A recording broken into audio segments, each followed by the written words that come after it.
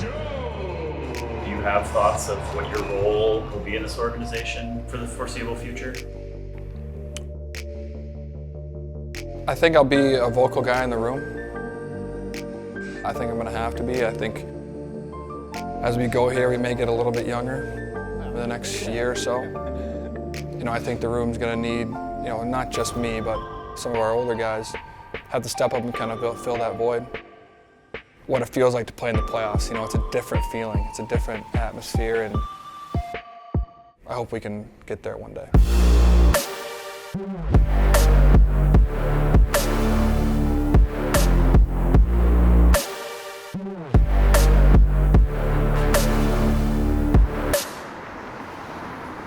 I think the Blackhawks prospect pool has really skyrocketed. And I think a lot of that has to do with the 2022 draft class. The Chicago Blackhawks are proud to select Kevin Korchinski, Sam Rinzel, Frank Nazar. I don't think any of them took a step back this year. The 7th overall pick, Kevin Korchinski, 13th overall selection, Frankie Nazar, scores. Check out the Selly.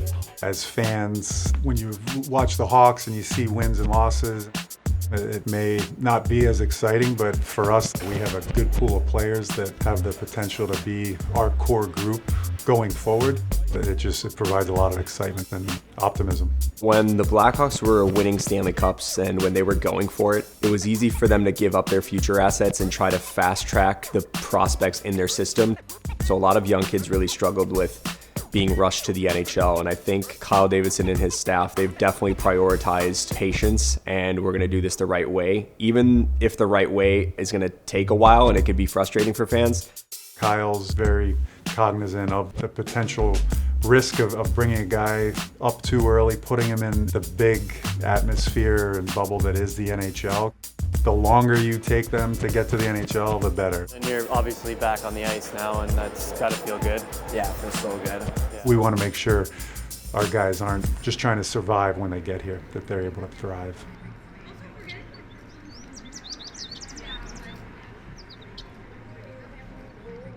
You could see why the Blackhawks prioritized getting future assets and getting some high first-round picks with Frank Nazar. Come on! Hollywood! Mic'd up? Yeah, I'm mic'd up. He's kind of the dream prospect that you want to work with. We've always said that we want those guys that, okay, maybe we have to temper them down a little bit, because the other way, trying to ramp guys up, it's never worked. That's what's gonna happen. It's gonna be me singing some like Eminem or something. He's an ultra competitive kid, and he had the surgery. He wasn't gonna be playing hockey for months. Some of the stuff that he was working on during his rehab and being able to deal with setbacks, I think he's been a steady progression up and to the right with his play and just getting back to game conditioning. I think it was a good opportunity for me to come here. It feels like I was just getting started. Maybe I didn't play like as great as I wanted to, but that experience, I think that was really good to just work hard to get back.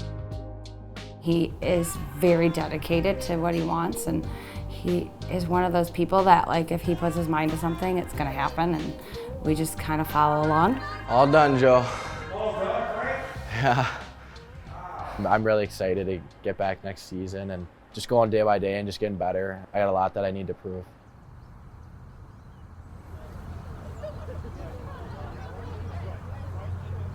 Honestly, it hasn't been too bad trying to balance hockey with school.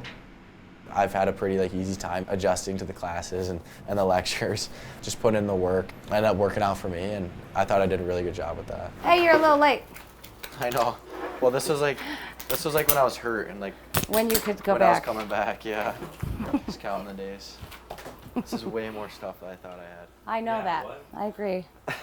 I like to go over all my options and kind of make sure I'm making the right choice and what I think is best for me. Really, all incredible. Oh, pizzas. Being able to get an education and play hockey was pretty big for me. That's not to diss any other junior team. Either way would have been really good. Just always having that backup of being able to go back to school and get your degree is just a really key thing. Are you ready? I'm ready. No, wait. Okay. My Xbox is in there. All right, I'll be careful. Welcome to college, parking. Great. 2 tickets. Oh, that's classic. I think that's everything. All right, thanks for your help. Oh, you're funny. Okay. Take a photo of your empty room for me. Yeah, I will. All right, I'll see you at home. Nobody played hockey in our family. Frankie was like 5, I think, or 6, and my husband took Frankie skating for the first time. That was pretty funny. With the eyebrow rings and everything. Like the first class I learned to skate, he got on the ice at Mount Clemens and just started skating. I think his first season, like Little Mites or whatever it was, I think he scored like 100 goals or something stupid like that. Show some tricks. Show some tricks for the guy. And we just were like, okay, apparently he's really good at hockey. Like, we don't know why, but he was. So. All right, Zeus. Ready? He taught him all this. Sit. Bang. Oh, good boy. It's kind of funny because our cat's name is Shady, named after the goat rapper. Frank wanted to name the cat Houdini. Yeah. Frank likes magic. All right, chill.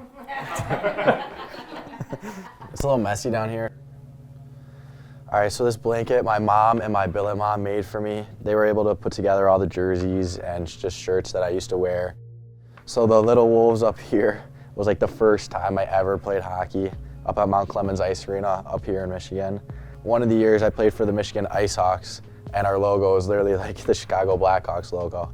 It was really just, okay, practice. What team do you want to do? Where are we going now? What are we doing? You know, because it was something he wanted. A bunch of old photos.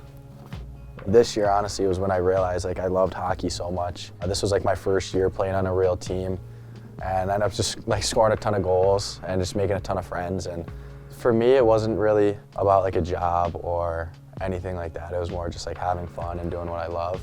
It all started off like finding the love of the game this year. When did you realize, hey, this might be more than just something he does for fun, like he could have a future? This year. No, literally. No, last year at the draft. And I knew he was really, you know, he could probably play college hockey and maybe get a scholarship for it. Like, so I knew he was really, really, really good, right? But it was really more if he wanted to pursue it as a career or something like that. It really was never us thinking like that. United States National Development Team, Frank Nazar. Last summer, just back in Montreal. It was nothing like I've ever experienced before. It feels like it was yesterday, honestly, just like hear my name be called and saw the cameras and lights and with my family, just seeing them so happy and crying. And the reality of like the draft was really just the night of the draft is when you really actually realized it actually was going on, to be totally honest. So. It's a fun process to get drafted, and there's guys on my team that are doing that right now, and I kind of just give them like advice, just enjoy every moment of it. I'm not thinking, oh, like this is where I'm gonna go because I was drafted. For me, it's like I gotta work so that I can make that team and make an impact on that team and be able to stay there. What's going on? How are you? Can I get a black coffee, please? Or sorry, not a black coffee, black tea. Black tea? Yeah. English breakfast. English breakfast? Yeah, All right. thanks. Just a 16's fine. 16. Yeah. I feel pretty good. You know, obviously your body's a bit tired. Just, I think I played 72 games. I think I missed 10 games this year. I'm going to be turning 29 next year, so takes a little bit more to recover these days. You want to try to take, you know, your mind away from the game as much as you can for the season, but it's impossible for us. And I've already started thinking about next year and how I can be better and make the team better. I don't think the start was quite what Seth Jones had hoped. Going into the year, he probably was looking around him and the roster was a lot different. That had to be a tough mental hurdle for him, and he was probably mentally trying to accept that this rebuild might take longer than he thought. You know, it's hard when a team, you know, when you're rebuilding, because the players want to win so bad right now when they're playing, but and right now we're kind of in a low point. We need to build back up, you know, get high draft picks, things like that. So that's kind of the disconnect sometimes between managing and playing. You know, because we're going in to win, and sometimes the best thing for the organization, you know, the management may not want you to win every night, you know, if I'm being honest. I'm sure for him it's been a mix of emotions.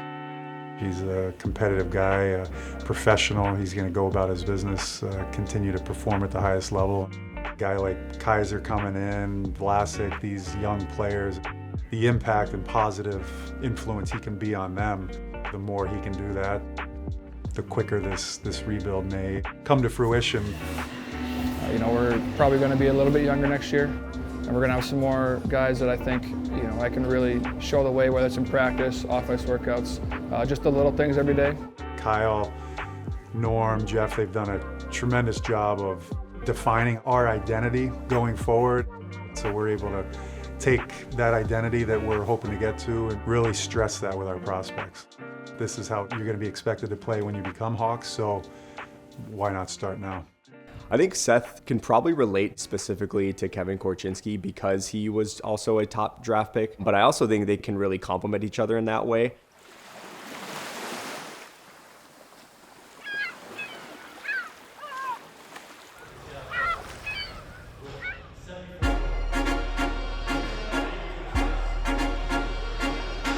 First and foremost, our job is to take kids when they come in at 16 or 17 and have them ready to excel at the next level, whether that be Canadian university hockey or professional hockey. Coming up, around hip to hip with it, okay? Okay, let's get to it. You're working here. Always working.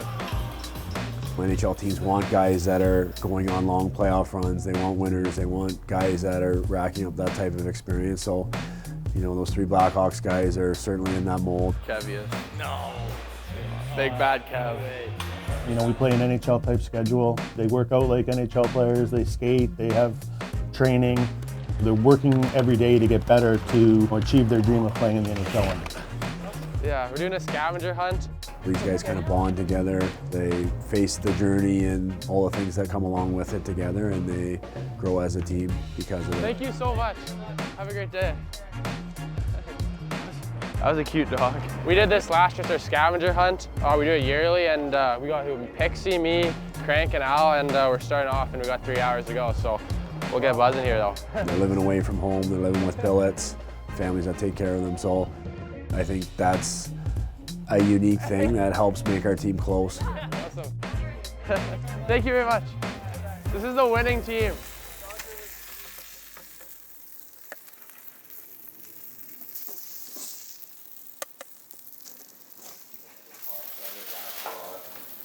Do you want me to cut these tomatoes?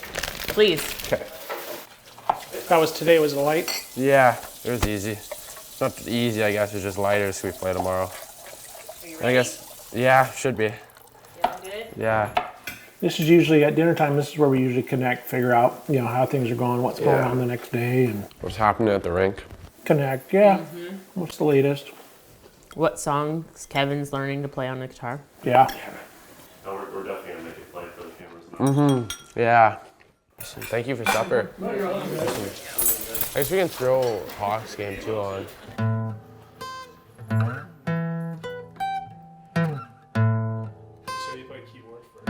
Yeah, I played piano when I was growing up. My mom thought it'd make me smarter. That's the main reason, or not main reason, but she also really likes piano, and she never played. She didn't have that opportunity growing up, so she wanted me to play piano kind of for her, and she loves when I played around the house. So yeah, that's kind of where I guess music started, you could say, for me. I'm just gonna call Nolan, see where he's at. Hello?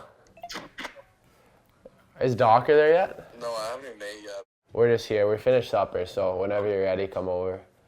Okay, I text him. Okay, sounds good. Okay, see you soon. Okay, bye. Probably didn't even know he's on camera.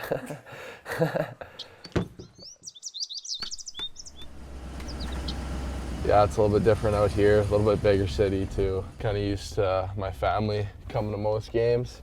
Only a couple hours down the road, so we're always talking about, you know, the Blackhawks, and it's always kind of in the back of your mind. But, you know, obviously right now focus is here. Big Al he's great. He's, you know, soft-spoken, but, you know, when he's on the ice, he means it, and when he speaks, everyone listens. And yeah, you got the lighter one. There you go. He's been a great ad for us for sure. He's an unbelievable kid. All 3 of them are great. You know, we're obviously pushing each other to be better, you know, in the gym and, you know, on the ice. It gets competitive. If you have guys like that to, you know, push you, it makes it a whole lot easier. You know, actually grateful for that.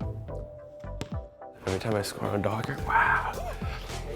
Too small, too small. It's gonna get so competitive. What are we doing here? No! Nice board. We gotta lower this pace down here.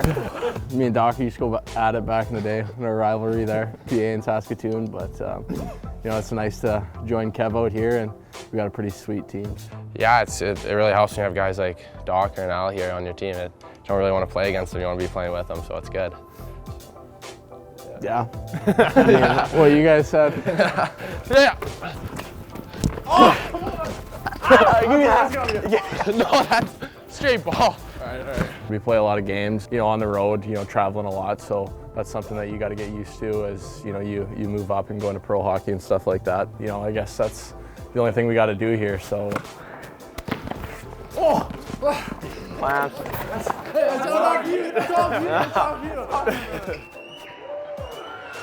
Some of them will probably have a straight line to the NHL, and other ones will have to work hard to get there. So they'll put themselves in the best spot next year in September at training camp in the NHL, and I hope all three of them are in the lineup next year.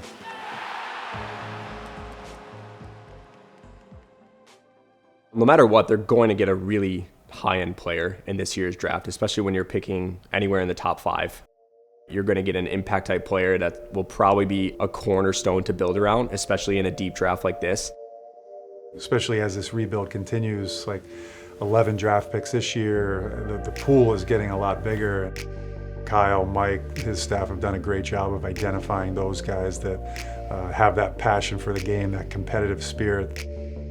The Blackhawks, after this draft, they're going to be the #1 pipeline in the NHL after this. I think they should be really excited. Is it possible that we get the generational player? There's a lot of options available at the draft. You know, everything's on the table for us because we can't pass on any opportunity that might make us that little bit better. We'll see where the lottery goes, and then we'll figure out what the best path is after that.